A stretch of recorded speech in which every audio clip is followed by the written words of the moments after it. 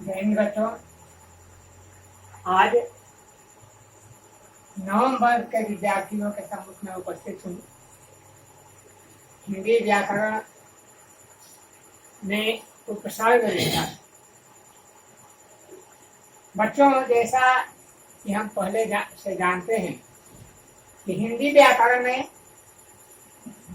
शब्दों का निर्माण 4 प्रकार से होते हैं।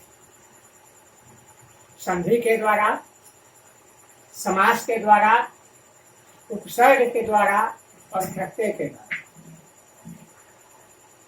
तो नवंबर के बच्चों को संधि नहीं पढ़नी है। सबसे पहले मैं आपको उपसर्ग के बारे में बतलाने जा रहा हूँ। उपसर्ग क्या है? तो उसकी परिभाषा होती है कि वे वर्ण या शब्दांश जो किसी शब्द के पहले लगकर उसके अर्थ में परिवर्तन कर दें, उपसर्ग कहे जाते हैं। वे वर्ण या शब्दांश जो किसी शब्द के पहले लगकर उसके अर्थ में परिवर्तन कर दें, उपसर्ग कहे जाते हैं। प्रायः बच्चे यहाँ कंफ्यूज हो जाते हैं, मतलब भ्रमित हो जाते हैं। कभी उपसर्ग को प्रत्यय की तरह व्यवहार कर देते हैं और कभी प्रत्यय को उपसर्ग की तरह। परंतु यह मूल रूप से समझ लेना है कि उपसर्ग किसी भी शब्द के पहले आता है, प्रत्यय बाद में आता है। जब मैं प्रत्यय पढ़ाऊंगा आपको तो प्रत्यय के बारे में बताऊंगा। अब यह उपसर्ग जो है किसी शब्द के पहले लगकर उसके अर्थ में परिवर्तन कर दें। तो जो शब्द है, उपसर्ग जब भी आवेंगे तो शब्द के पहले, तो उपसर्ग से शब्द बनाने के लिए सबसे पहले हमको यह ध्यान देना है कि हम शब्द का चयन करें और उसके उपयुक्त शब्द उपसर्ग लगावें। संस्कृत भाषा में उपसर्गों की संख्या सीमित है, लिमिट है, परंतु हिंदी में इनकी संख्या सीमित नहीं है। इसलिए कि हिंदी भाषा में दूसरी भाषाओं के शब्द भी आ गए हैं और उनमें भी उस भाषा के अनुरूप उपसर्गों का प्रयोग होता है। अब जैसे यहाँ देखें, मूल शब्द है बल। उपसर्ग इसमें यदि स लग जाता है तो यह शब्द बन जाता है सबल। अर्थ बदल गया। सबल अर्थात बल के साथ, जो बलवान हो उसे सबल कहा जाता है। ठीक उसी तरह से देखें, स्थित शब्द है, इसमें उपसर्ग लग गया, उपस्थित हो गया। सभापति शब्द है, उपसर्ग लग गया, उपसभापति बन गया। माता शब्द है, उपसर्ग लग गया तो माता हो गया। पुत्र शब्द है, सुपसर्ग लग गया तो पुत्र हो गया। तो ये आप देखें हिंदी और संस्कृत के उपसर्ग। अब उर्दू के शब्द भी हिंदी में आज धड़ल्ले से प्रयोग किए जा रहे हैं और उनके भी अलग उपसर्ग होते हैं।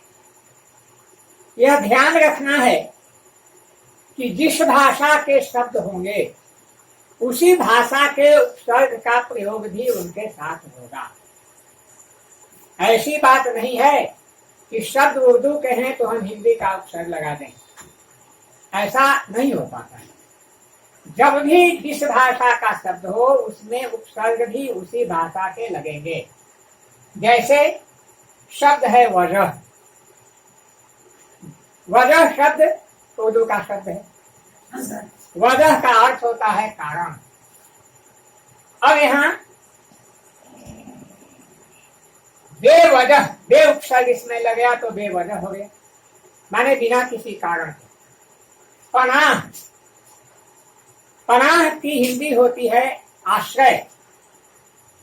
उसमें बे उपसर्ग लग गया तो हो गया बेपनाह, अर्थ बदल गए। यहाँ ही पनाह का अर्थ है आश्रय, वहां बेपनाह हो गया तो उसका अर्थ हो गया बहुत ज्यादा। जैसे वह मुझसे बेपनाह मोहब्बत करता है तो वहां बेपनाह शब्द लग गया। तो इस तरह से हम देखते हैं कि उपसर्ग जब भी आते हैं किसी शब्द के पहले आते हैं और उसके अर्थ में परिवर्तन कर देते हैं। और दो ही बातें मूल रूप से ध्यान देनी है कि जिस भाषा के शब्द हो उसी भाषा के उपसर्ग प्रयोग में लाए जाएं और बराबर शब्द के पहले लाए जाएं। इसलिए पहले ऐसा होता है, प्रायः बच्चे ऐसा करते हैं कि उपसर्ग पहले चुन लिए और उसके बाद शब्द लगा दिए, तो शब्द सटीक नहीं बन पाते हैं, इसलिए वह शब्द का अर्थ गलत हो जाता है। तो हम पहले यही ध्यान देंगे कि पहले शब्द चुने उसके बाद उपसर्ग लगाएं और यह ध्यान रखें कि उसके उपयुक्त शब्द व के उपयुक्त उपसर्ग हम दे पाते हैं कि नहीं। अब आपके व्याकरण में उपसर्ग शीर्षक में बहुत से उदाहरण होंगे और बहुत से प्रश्न भी होंगे जिन उपसर्गों से आप नए शब्द निर्माण कर सकते हैं। वैसे आपके गृहकार्य के लिए कुछ उपसर्ग यहाँ दे रहे हैं।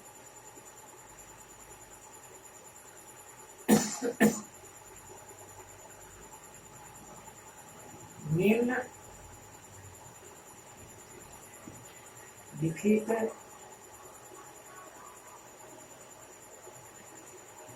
उपसर्ग से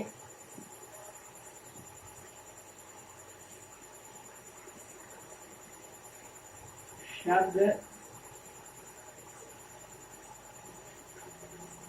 निर्माण करें।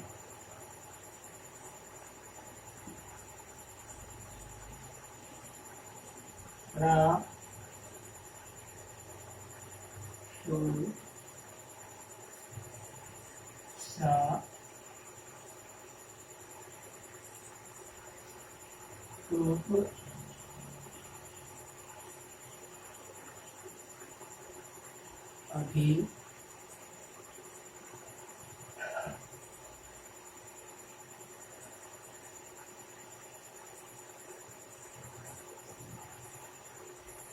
अन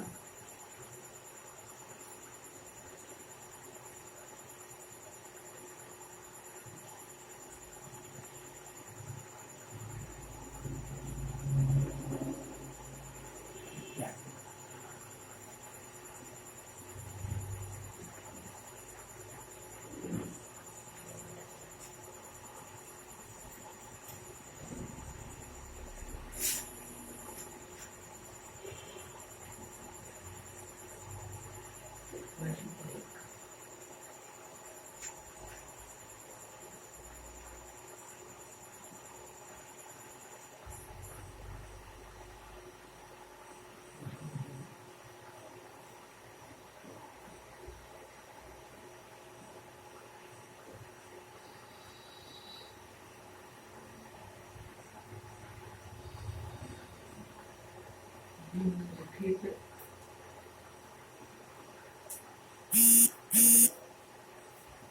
शब्दों से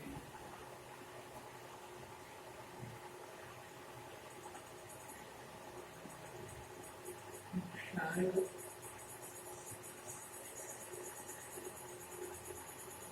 अलग करें।